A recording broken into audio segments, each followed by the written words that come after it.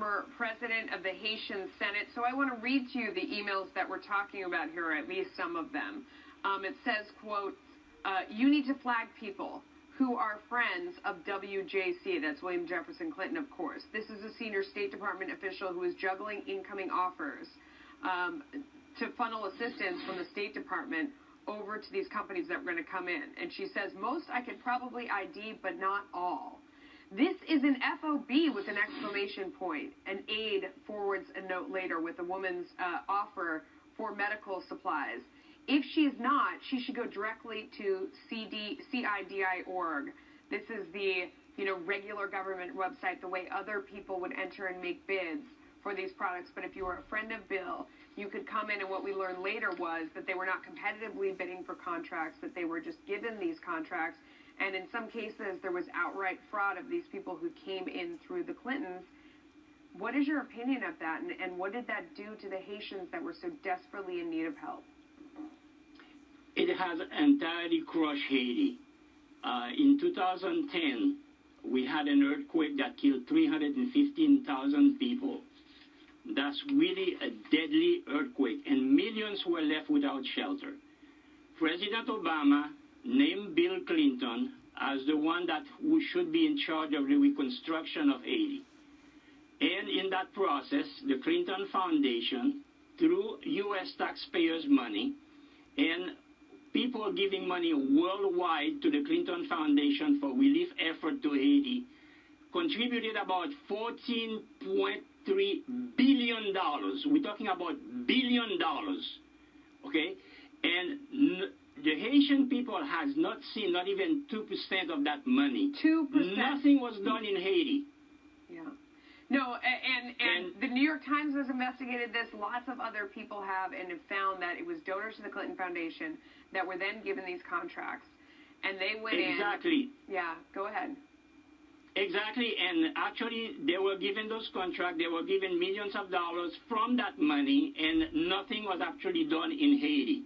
Yeah. Haiti, just like everything the Clinton have done, is pay for play, and they control Haiti, and they have been controlling Haiti since 1994 when they invaded Haiti. Yeah. Myself, I can tell you that back in August of 1994, I was always in contact with U.S. officials. Yeah. And one of the person that came to see me in Haiti and talked to me for about 4 hours was ex-former Congressman Bill Richardson. And I explained to Bill the exact situation that was happening in Haiti. A week later, a messenger from the U.S. Embassy came to me with a message from Bill Clinton, offered to buy me out, make me the richest man in Haiti. Okay. I refused. I said to tell Mr. Clinton I am not for sale. Okay. A week later, my visa, at that time I was not a citizen of the United States. My residence visa was revoked by executive order from Bill Clinton. Sir, I mean, what the Clinton have done in Haiti is unbelievable, and the American people should know about it. Yeah. Absolutely. We're up against a hard break. It's going to cut us off. I hope that you will come back and tell us more about your story, because this is so important. Oh, the foundation said their work has focused on helping the people of Haiti in their time of urgent need. Obviously, you disagree. Thank you, sir.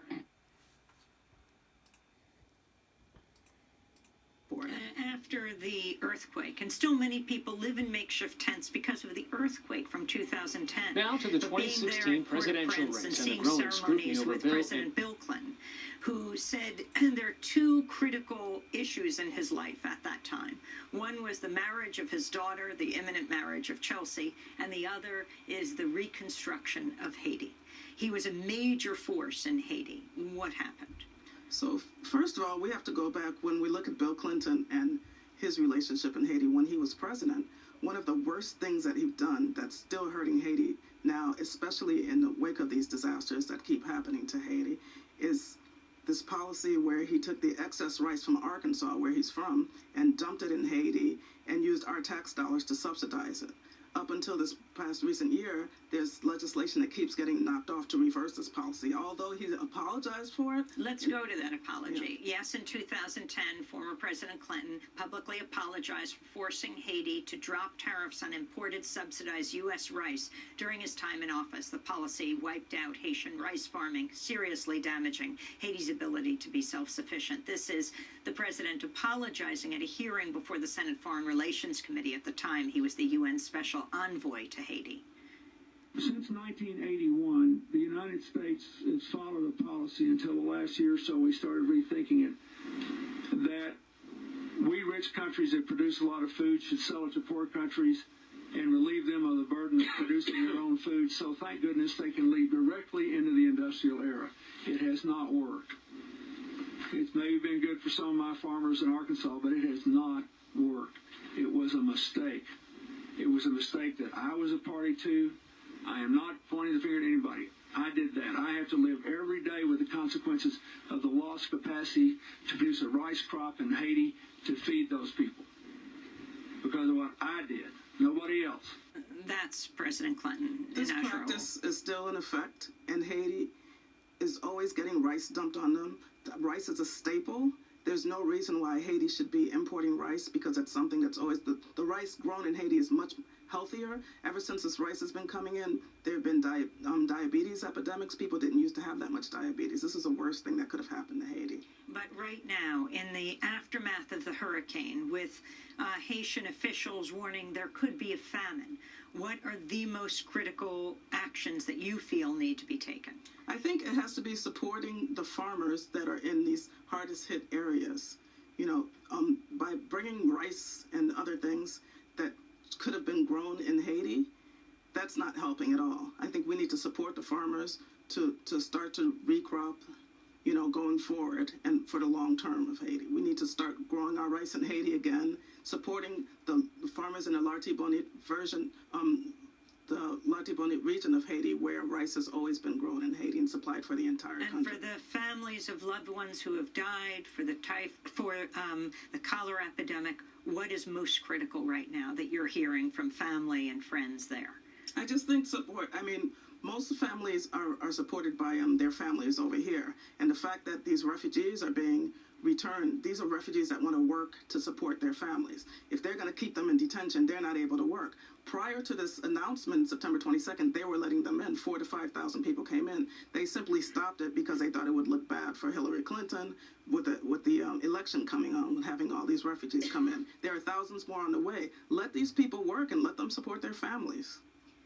Ninaj Raoul, I want to thank you for being with us, Executive Director of Haitian Women for Haitian Refugees on the board of IFCO. That's Pastors for Peace. This is... It's a criminal enterprise, and so many people know it. It's a criminal enterprise. Saudi Arabia giving $25 million, Qatar, all of these countries. You talk about women and women's rights. So these are people that push gays off buildings. These are people that kill women and treat women horribly, and yet you take their money. So I'd like to ask you right now, why don't you give back the money that you've taken from certain countries that treat certain groups of people so horribly? Why don't you give back the money? I think it would be a great gesture, because she takes a tremendous amount of money, and you take a look at the people of Haiti. I was at a little Haiti the other day in Florida, and I want to tell you, they hate the Clintons, because what's happened in Haiti with the Clinton Foundation is a disgrace. And you know it, and they know it, and everybody knows Secretary it. Clinton. It's been 5 years since the small nation of Haiti was flattened by an earthquake. Australians and the rest of the world responded with donations to give Haiti the aid it so desperately needed. Nearly $500 million was raised by the Red Cross alone, but where did the money go? Just 6 homes have been built, and there are still no answers about what the other donations have been used for. Reporter Justin Elliott from the news website ProPublica has dug deep and tried to find them, and he joins us now live from New York. Justin, thanks very much for joining us. Gee, $500 million and only 6 houses built. How can this be? Yeah, well, we found in our reporting that even though the American Red Cross raised, almost $500 million, they really weren't positioned to do an international development project. Several projects to build permanent housing were delayed for years because of turnover, lack of strategy, other internal issues, and that combined with difficulties of operating in Haiti in general really derailed all these projects, and that's how, now 5+ years later, the American Red Cross only built 6 permanent homes in the entire country. It seems incredible, Justin, and you've done extensive research into this. Has the Red Cross been transparent in explaining where the funds have actually gone? No, it's been a struggle to get detailed answers from them. If you go on their website, you'll find sort of a very basic pie chart with a few categories of breaking down money like health and housing, that sort of thing. We repeatedly asked them for a detailed breakdown of their spending, where this money went, and we weren't able to get that. We were able to obtain some internal documents that shed light on different parts of the program, but we still don't have a comprehensive answer about where all this money went. Well, the Red Cross say, of course, that they've helped 4.5 million people get on their feet. Right, and when we went down to Haiti earlier this year, we talked to a lot of people in the government there, and people are very skeptical of this 4.5 million number. The country of Haiti only has a population of 10 million, so 4.5 million is nearly half the population. And again, this is another case where the American Red Cross won't sort of show its math, break down the figures on which projects helped all these millions of people they're claiming to have helped. Mm. Justin, you mentioned there the breakdown of figures. Do you have any idea of how much money was used for administrative costs, for overheads, as opposed to actually helping the people? They say publicly that 9% of all money given goes to overhead and the rest was supposed to go to Haiti. We found through our reporting that, in fact, more than 9% went to overhead and other administrative costs. We were able to get a detailed breakdown in one of their projects, and we found that first they took out their 9%, then they gave the money to another organization that took out their own overhead, and meanwhile the American Red Cross spent another 20+% on sort of other administrative costs. So when you add it all up, it ended up being in the 30 to 40% range. So significantly more went to overhead and administrative costs than they've represented publicly. Justin, are there any extenuating circumstances? Is Haiti a tough territory to go and work within? Were there any problems that the Red Cross faced? Haiti is definitely a very difficult place to operate. I mean, even before the earthquake, it's a weak state. There's not great infrastructure. The earthquake in 2010 destroyed many of the government buildings, killed tens and tens of thousands of people. There's also issues around land ownership. There's a lot of disputes around who has clear title to which land, which makes it difficult to build housing there. That's all true, but we found that other charities operating in Haiti actually did succeed. I mean, to give the example of housing, in building thousands and thousands of permanent homes compared to the 6 that were built by the American Red Cross. So it is possible to operate there, although certainly it's not easy. So, Justin, are you saying that we shouldn't feel confident giving money to the Red Cross? I think it's a case-by-case issue. I mean, it depends a lot on where the disaster is, what kind of experience they have. In the case of Haiti, the American Red Cross had virtually no presence there, no history there before the earthquake. Generally, what we found talking to Haitians was that groups that had roots in the country or groups that were Haitian or at least had a lot of Haitians working for them had more success operating there. So I think if you're thinking about giving after one of these big disasters, any group that you're looking at, do a little bit of research, see if they have a history in the country, see what type of work that group does compared to what's needed. And Justin, it's probably worth pointing out as well that you're talking here about the American Red Cross, and the Red Cross here that we have in Australia is slightly different. That's right. There's a sort of global Red Cross movement, and there's sort of principles associated with that movement and a sort of general affiliation. But the National Red Cross Societies are autonomous organizations. Many of them were operating in Haiti after the earthquake. The reason, or one of the reasons we focus on the American Red Cross, is that they raised by far more money than anyone else. Again, nearly $500 million, which, especially for Haiti, such a small country, is really an immense amount of money. All right, Justin, thank you very much for joining us this morning. It's been fascinating speaking to you, and it's a real...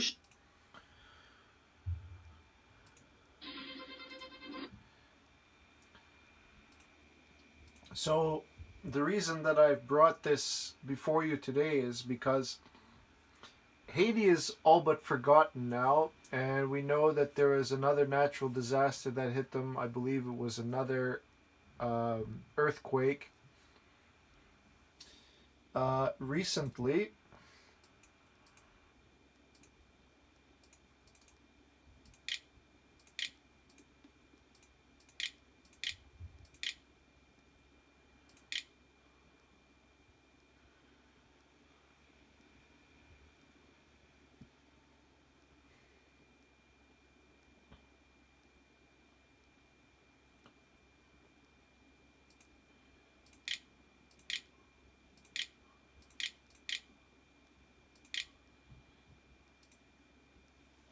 Okay, so we know that, so the reason I'm making this video is to highlight for you a few of the videos that I found regarding this issue with Haiti.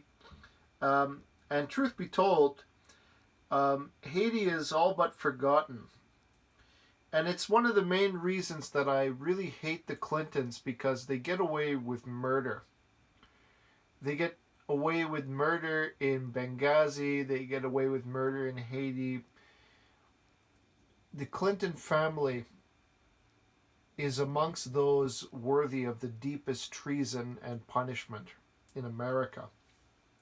But to get to the point, Haiti's story and Haiti's money is all but forgotten.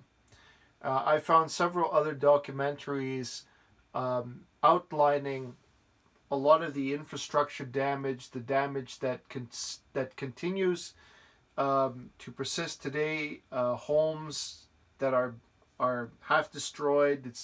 It's not safe to occupy. Streets destroyed.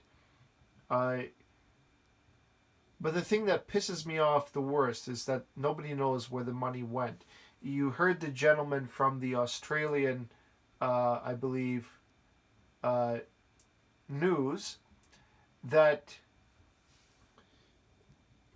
he doesn't really have answers in regard to the Red Cross, but he was able to discern that the Red Cross, the American Red Cross, did fraud Haiti by taking off a lot of the money, about 24/7, so almost 40% off the top for themselves. 40% basically off the top for themselves. And so they took 40% off for themselves, for the management, to line their own pockets. The Clinton Foundation, even though I can't prove it, everybody knows, especially the Haitians that had to live through it, that the Clintons tried to steal every last bit of money and charity that came in. When they were, I don't know how many people still remember it, but when Bill Clinton was taking talks all over America and getting money and donations for raising money for Haiti, they used that pretense, that talk, to line the pockets of the Clinton Foundation. So most of that money, if not all of it, went back to Bill and Hillary Clinton. So, but nobody can prove it because they've actually locked the records. There's no... 5 years ago, you'd have a better chance than today to pick up the paper trail, if any existed. But the fact of the matter is that the data has been sealed. and nobody is going to snitch on the Clintons. So our only chance, basically, for Haiti is for Hillary Clinton to admit and Bill Clinton to admit that they stole the money from Haiti, which they never will do.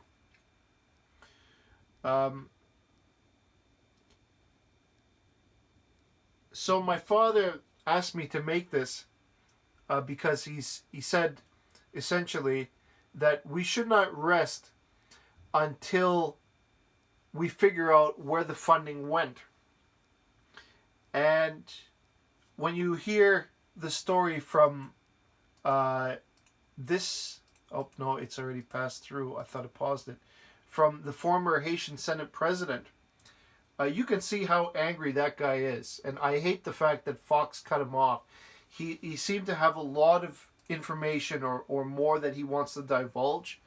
But they cut the conversation short every time. And it's sad. You can hear the anger, the passion in his voice. There's children, millions of families that were destroyed. Just listen to him. In 2010, we had an earthquake that killed 315,000 people. Yep. That's really a deadly earthquake, and millions were left without shelter. President Obama named Bill Clinton as the one who should be in charge of the reconstruction of Haiti. And in that process, the Clinton Foundation, through U.S. taxpayers' money, and people giving money worldwide to the Clinton Foundation for relief effort to Haiti, contributed about $14.3 billion. We're talking about $1 billion, okay? And the Haitian people has not seen not even 2% of that money. 2%. Nothing was... So that's very, very important. Not even 2% of that $14.3 billion. I want to know why there's massive cover-up surrounding these things that continues to persist in this time. Why is there nobody who is asking the question any longer? You could say it's old news, but the fact of the matter is the Haitian people are still suffering to this very day. Not to mention the recent earthquake. So the problems are compounding on each other, and there's just no remedy. With that amount of money, $14.3 billion, you could have rebuilt Port-au-Prince 10 times. So what happened to the money? And how can we make these guilty bastards criminals and put them behind bars? And I mean that literally, because the problem with the Clintons, and that's always been the case, is that they're lawyers. They learned from Saul Alinsky. They're the most cunning snakes in the swamp, to put it metaphorically. And what they have is several people who are willing to take the fall for them in between. People that formerly worked for them. They'll pay several people to go to prison for them. And then just keep their mouth shut. And the problem is that, even when you look at Benghazi, that the committee can ask Hillary Clinton the question, and she'll laugh in their face. She'll smile at the people. She will not answer. It's like, oh, I don't remember. A lot of nonsense. So, unless you're going to commit to a very extreme way to get them to confess their crimes, there's no way you're going to get these people to confess their crimes. So Haiti will continue on suffering while the question of where the money went remains unanswered. And again, I wish I had more information about what's going on, but the truth is that the paper trail is all but eliminated. They've had so many years already to basically cover up and seal and reseal everything, so that there's no leaks. There's no possibility of a leak. The evidence of the Clintons' damage is in Haiti. Anybody can find it if they go there. The problem is if you go there, you have a high probability to be captured as a hostage or a bargaining chip. But I can never blame those people, because someone has severely, inhumanly taken advantage of them. That's why the Clinton family, to me, are amongst the most despicable. I wouldn't even call them Americans. They're animals that live in America. Because, like, if I had to punish them, and you had to be creative with something like that. It's not just imprisonment. I would make those people work in the Haitian fields, hard labor, day after day after day, and have their whole family assets possessed by the Haitian government to repay what they've stolen from those people. That's how I would punish them. That would be the beginning. It's you have to understand the rage those people must feel, and I empathize with the Haitians, because my father is a big fan of Haiti before what this whole disaster happened, and he visited Port-au-Prince and whatnot, and like, they are wonderful, wonderful people, but the problem is that, again, none of the media, nobody covered it. And when Obama's administration got involved, Bill and Hillary Clinton and several other charities saw it as a free pass, a pretense to use people's empathy and righteousness to give to those suffering people, to steal and line their own pockets as much as they could do. And so I will conclude with that. I ask you again, and I hope somebody can answer, where did the money go? And specifically, if anybody has any relevant information apart from what's readily available, then I'd love to hear it. So I will conclude with that. Thank you. Good night.